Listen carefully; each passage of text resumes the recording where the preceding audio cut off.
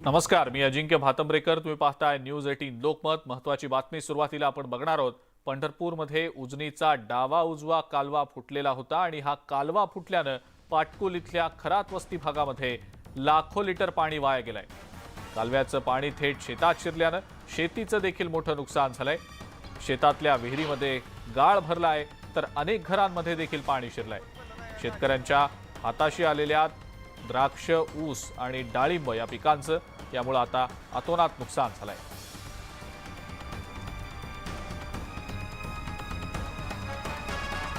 हा कालवा फुटल्यानं शेतकऱ्यांचं मोठं नुकसान झालेलं आहे. आपण या कालव्याची दृश्य पाहतो आहोत. सध्या अनेक घरांमध्ये देखील पाणी शिरलंय. शेतकऱ्यांचं द्राक्ष, ऊस आणि डाळिंब या पिकांचं मोठं नुकसान झालेलं आहे. शेतकऱ्यांच्या शेतातल्या विहिरीमध्ये गाळ देखील भरल्याचं समोर येत आहे.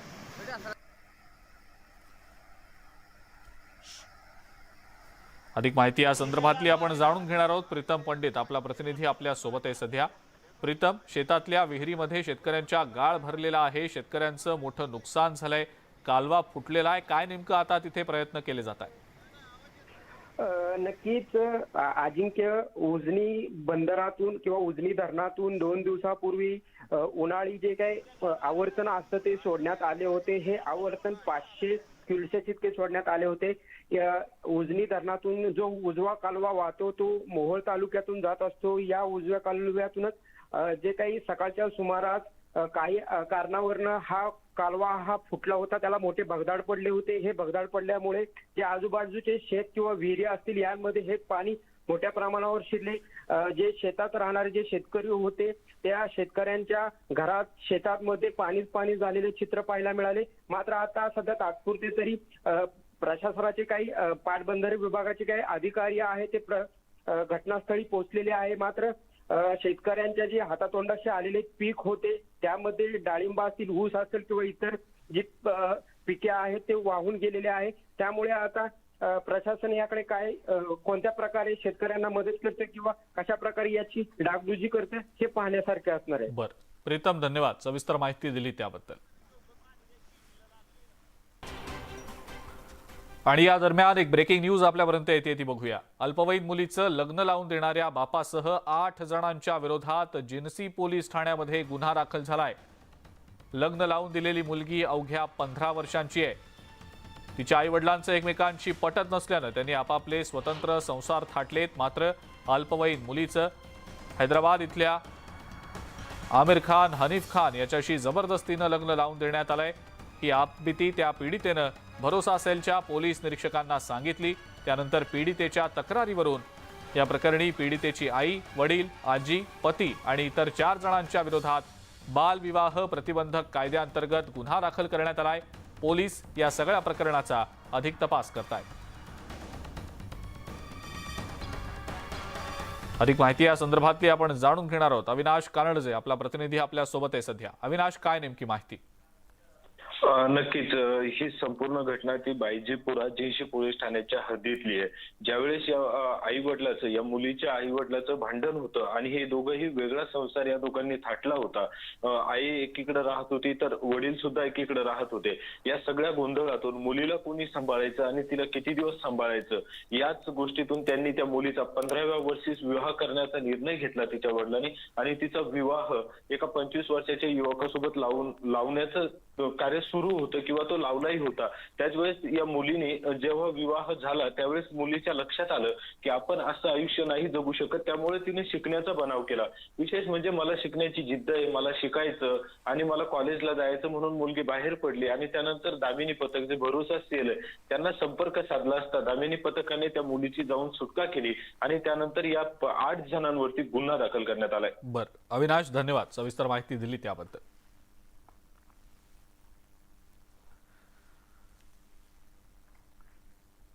यानंतरची आणखीन एक महत्त्वाची मोठी बातमी सोलापूरमधली आहे. सोलापूरच्या बार्शीमध्ये शेकडो लग्नाळू युवकांची फसवणूक करण्यात आल्याची माहिती मिळतेय. बार्शीमध्ये वधूवर परिचय मेळावा घेण्यात आला. मात्र या मेळाव्यात वधूच नव्हत्या. लग्नाळू युवकांच्या कुटुंबियांची वधूवर परिचय मेळाव्याच्या नावाखाली हजारो रुपयांची फसवणूक झालेली आहे। या प्रकरणी बार्शी शहर पोलीस ठाण्यामध्ये वधूवर मंडळ संचालक महिलेसह एजंटला ताब्यात घेतलं गेलंय। वधूवर मंडळाचं बनावट रॅकेट उघड झाल्यानं परिसरामध्ये मोठी खळबळ माजली आहे।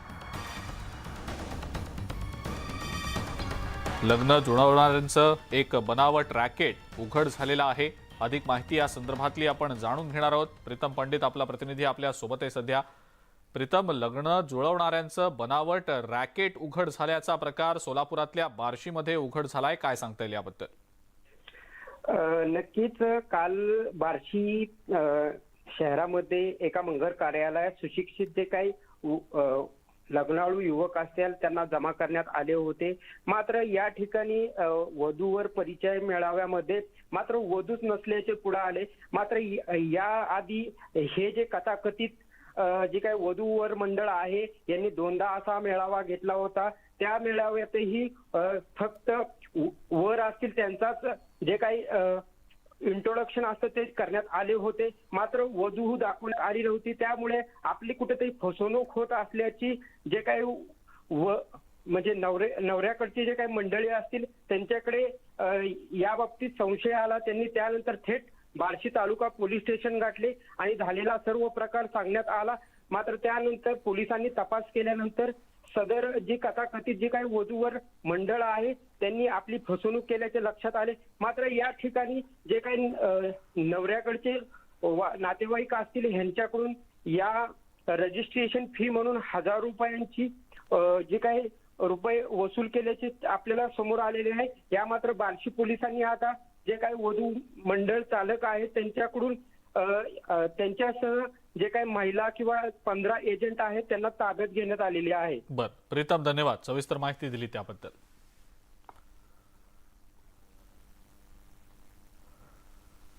न्यूज 18 लोकमतच्या उद्योगरत्न पुरस्कार सोहळ्यामध्ये मुख्यमंत्री एकनाथ शिंदे यांची न्यूज 18 लोकमतचे संपादक आशुतोष पाटील यांनी विशेष मुलाखत घेतली। गेल्या 6 महिन्यात राज्यातल्या थांबलेल्या विकास कामांना पुन्हा एकदा सुरुवात झाली आहे। त्यामुळे आता राज्यात विकासाला चालना मिळाल्याचा पुनरुच्चार मुख्यमंत्र्यांनी केलाय। येत्या काळामध्ये मुंबईतले रस्ते 100% खड्डेमुक्त होणार असल्याचं देखील मुख्यमंत्री म्हणाले। शिंदे फडणवीस सरकार हे विरोधकांच्या आरोपांना कामानं उत्तर देणारं सरकार असल्याचा टोला मुख्यमंत्र्यांनी यावेळेला विरोधकांना लगावलाय। तसंच राज्य मंत्रिमंडळाच्या विस्तारामध्ये कोणतीही अडचण नाही, लवकरच मंत्रिमंडळाचा विस्तार होणार असल्याचं मोठं आणि महत्त्वाचं वक्तव्य मुख्यमंत्र्यांनी केलंय। 22 किलोमीटरचा सिंगल लॉन्गेस्ट सी ब्रिज आहे तो। आणि तुम्हाला मी सांगतो पर्यावरण पूरक तो आपण हायवे सीलिंग करतोय। आता मुंबईतला माणूस मुंबई, ठाणे, नवी मुंबई आणि रायगड तिथे जो लँड होणार आहे तो चिरलेला 2 तास लागतात। आता किती वेळात जाईल? 15 ते 20 मिनिटांमध्ये मुंबईतला नरिमन पॉइंटचा माणूस थेट तिकडे चिरलेला उतरेल। डांबराचे रस्ते दर पावसाळ्यामध्ये दुरुस्त होतात, दुरुस्तीला पैसे जातात। डांबराचे रस्ते त्याला खड्डे पडतात, दुरुस्त दर पावसाळ्यामध्ये खड्डे भरायला त्याच्यात पैसे वाया जातात। मग मी म्हणालो तुम्ही काय करत होता आतापर्यंत? बोले 25-50 किलोमीटर आम्ही करत होतो। बोले 25-50 किलोमीटर करत बसले तर 50 वर्ष लागतील। त्यांना सांगितलं 500 किलोमीटर तुम्ही तातडीने रस्ते घ्या। तातडीने ते रस्ते घेतले, त्याचं सगळं प्रक्रिया पूर्ण झाली, त्याचं काम आता सुरू होईल। पुढचे 400-450 किलोमीटर बाकी आहेत। आता फेब्रुवारी मार्चमध्ये त्याचे सगळे जी काय प्रक्रिया करायची ती पूर्ण, म्हणजे पुढच्या 2 वर्षात तुम्हाला मुंबईमध्ये खड्डा शोधावा लागेल, एवढंच मी सांगतो। पर्यावरण पूरक तो आपण हायवे सीलिंग करतोय। आता मुंबईतला माणूस मुंबई, ठाणे, नवी मुंबई आणि रायगड तिथे जो लँड होणार आहे तो चिरलेला 2 तास लागतात। आता किती वेळात जाईल? 15 ते 20 मिनिटांमध्ये मुंबईतला नरिमन पॉइंटचा माणूस थेट तिकडे चिरलेला उतरेल। ही 4 शहर ओलांडून आणि तिथून आम्ही मुंबई पुणेला एक्सप्रेसला कनेक्ट केलाय। मुंबई गोवा त्याला आम्ही कनेक्ट केलाय। वरळी शिवडी कनेक्टर पण पुन्हा वरळी शिवडी तो त्याचा भाग आहे। समृद्धी महामार्ग हा या राज्याच्या दृष्टीने, देशाच्या दृष्टीने गेम चेंजर प्रकल्प आहे. तुम्ही एक शेतकऱ्याचा माल तिथून निघाला नागपूरवरून, तो मुंबईत यायला 3 दिवस लागायचे. आता सकाळी गाडी निघाली तर संध्याकाळी इकडे पोहोचणार मुंबईमध्ये.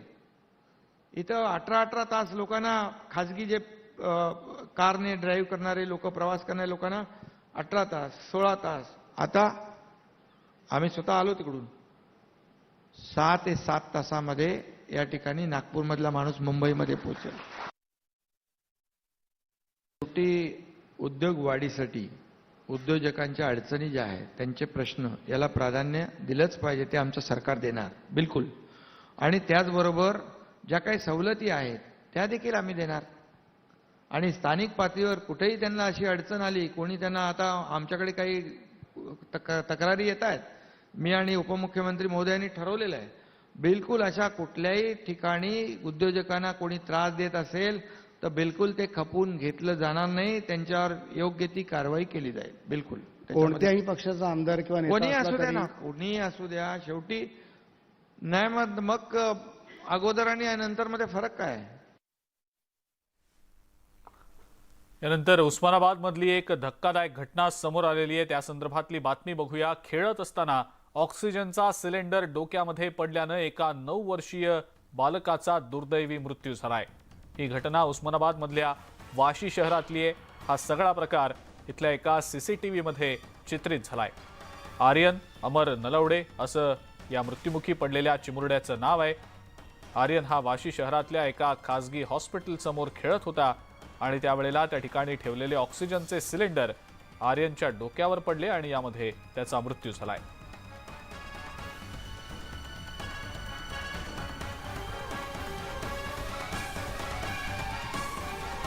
खेळता खेळता चिमुकल्यावर आपला जीव गमवावा लागल्याची नामुष्की आलेली आपण पाहतो आहोत. त्याचंच हे सीसीटीव्ही फुटेज. ऑक्सिजन सिलेंडर डोक्यावर पडल्यानं या चिमुकल्याचा दुर्दैवी मृत्यू झालेला आहे आणि हा सगळा प्रकार इथल्या एका सीसीटीव्ही कॅमेऱ्यामध्ये चित्रित झालाय. उस्मानाबाद जिल्ह्यातल्या वाशी मधला हा सगळा प्रकार.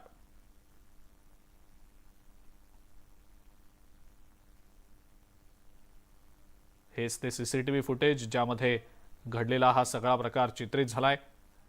अधिक माहिती या संदर्भातली आपण जाणून घेणार आहोत. बालाजी निरफळ आपले प्रतिनिधी आपल्या सोबत आहेत सध्या.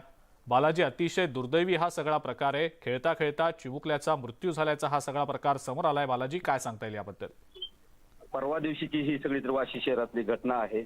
हे बालक तिथं खेळत होता आणि त्या हॉस्पिटलच्या पुढे जे सिलेंडर उभा केलं होतं, ते सिलेंडर आपण सीसीटीव्ही फुटेजमध्ये पाहतो की त्याच्या अंगावरती पडलं, डोक्यावर पडलं आणि त्याच्यात गंभीर जखमी जे आहे ते बालक झालं होतं आणि त्या बालकाला उपचारासाठी हॉस्पिटलमध्ये दाखल केलं होतं. मात्र त्याची काल प्राणज्योत जी आहे ती मालवली आणि त्यानंतर या प्रशासनाला दोषी धरा आणि त्या प्रशासनावर कारवाई करा असं त्याच्या नातेवाईकांचं, घरच्याचं म्हणणं होतं. त्यासाठी त्यांनी मृतदेह ताब्यात घेण्यास सुद्धा नकार दिला होता. सगळा एकंदरीत हा गोंधळ जो आहे तो काल रात्रीपर्यंत सुरू होता. रात्री प्रशासनानं जे आहे ती मध्यस्थी केली आणि काही प्रशासनाच्या आश्वासनानंतर जे आहे ते मृतदेह ताब्यात घेण्यात आलेला आहे. त्याच्यात अंत्यविधी सुद्धा झालेले आहेत. हे सगळं एकूण प्रकरण बघितलं तर किती सगळा हॉस्पिटलचा जो आहे तो निष्काळजीपणा दिसतो की ज्या ठिकाणी सिलेंडर ठेवले आहेत ते मोकळ्या जागेत ठेवलेलं दिसतं आहे.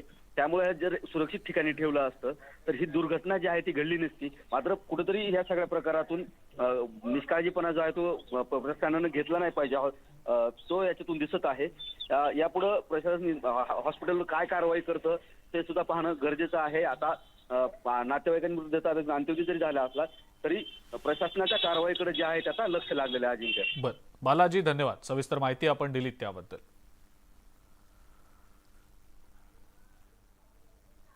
विविध प्रलंबित मागण्यांसाठी लिंगायत समाज आज रस्त्यावर उतरणार आहे. मुंबईतल्या आझाद मैदानावरनं भव्य मोर्चा निघणार आहे. लिंगायत समाजाच्या मागण्या पूर्ण करण्याबाबत लेखी आश्वासन देण्याची मागणी देखील करण्यात आलेली आहे. लिंगायत समाजाला धर्माची मान्यता द्या ही यातली प्रमुख मागणी आहे. महात्मा बसवेश्वरांच्या स्मारकाचं काम त्वरित सुरू करण्याची मागणी सुद्धा याद्वारे केली जाणार आहे.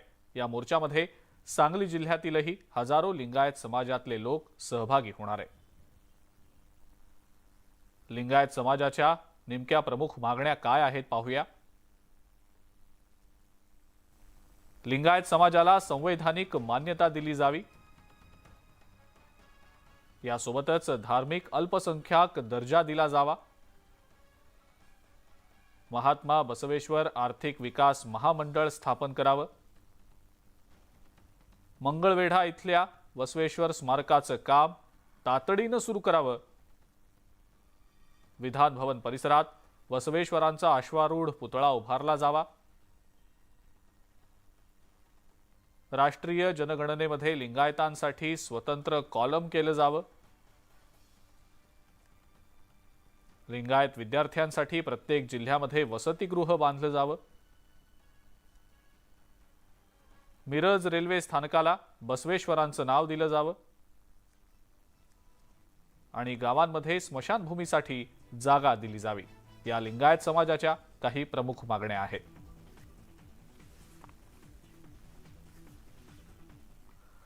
अमरावतीमध्ये हजारो महिलांसोबत खासदार नवनीत राणा यांनी हनुमान चालीसा पठण केलाय. महाराष्ट्रावरचं संकट दूर व्हावं यासाठी उद्धव ठाकरे यांच्या घरासमोर हनुमान चालीसा पठण करणार होते, मात्र त्यांनी मला 14 दिवस जेलमध्ये टाकलं. त्यामुळे जिथे जिथे हनुमान आणि रामाला विरोध होईल तिथे मी डोक्याला कफन आणि भगवा बांधून उभी राहीन असं तेव्हाच ठरवलं होतं, असं वक्तव्य नवनीत राणा यांनी केलंय. बुधवारी इथल्या हनुमान मंदिरातल्या हनुमान चालीसा पठण कार्यक्रमाला मोठी गर्दी होती.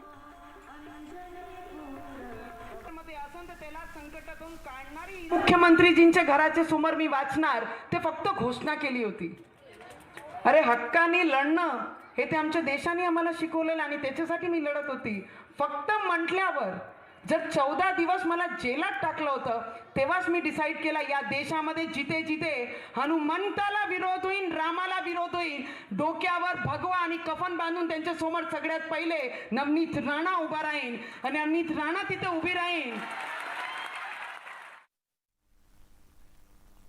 एका एजन्सीनं केलेल्या सर्व्हेमध्ये महाविकास आघाडीला लोकसभा निवडणुकीमध्ये जास्त जागा मिळतील असा दावा करण्यात आलेला होता. मात्र सर्व्हे करणारी कंपनी ही महाविकास आघाडीनंच तयार केलेली असून त्यांच्याकडून जनतेची दिशाभूल करण्यात आल्याचा आरोप रवी राणा यांनी केलाय. पदवीधर निवडणुकीनंतर उद्धव पक्षातले उरलेले खासदार सुद्धा शिंदे पक्षामध्ये सामील होतील असा दावा रवी राणा यांनी केलाय.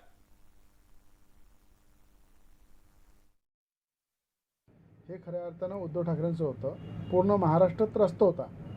तर सर्वे एजन्सीला कसं मॅनेज करायचं हे चांगल्या पद्धतीनं महाविकास आघाडीला करते. म्हणून मुख्यमंत्र्यांनी जसा 5वा नंबर आणला तसा त्यांनी 48 पैकी जे मॅक्झिमम सीटा महाविकास आघाडीचे सांगितलं आहे. तर मला असं वाटतं की जे आज उद्धव ठाकरेंचे जेवढे खासदार आहे ते सगळे खासदार पदवीधर मतदारसंघाच्या इलेक्शननंतर आपल्याला एकनाथ शिंदे सेना आणि फडणवीस साहेबांसोबत दिसतील, भाजपसोबत दिसतील. आणि यासोबतच सकाळच्या बातम्यांमध्ये आता वेळ झाली आहे इथंच थांबण्याची. ताज्या बातम्या आणि अपडेटसाठी बघत राहा फक्त न्यूज 18 लोकमत.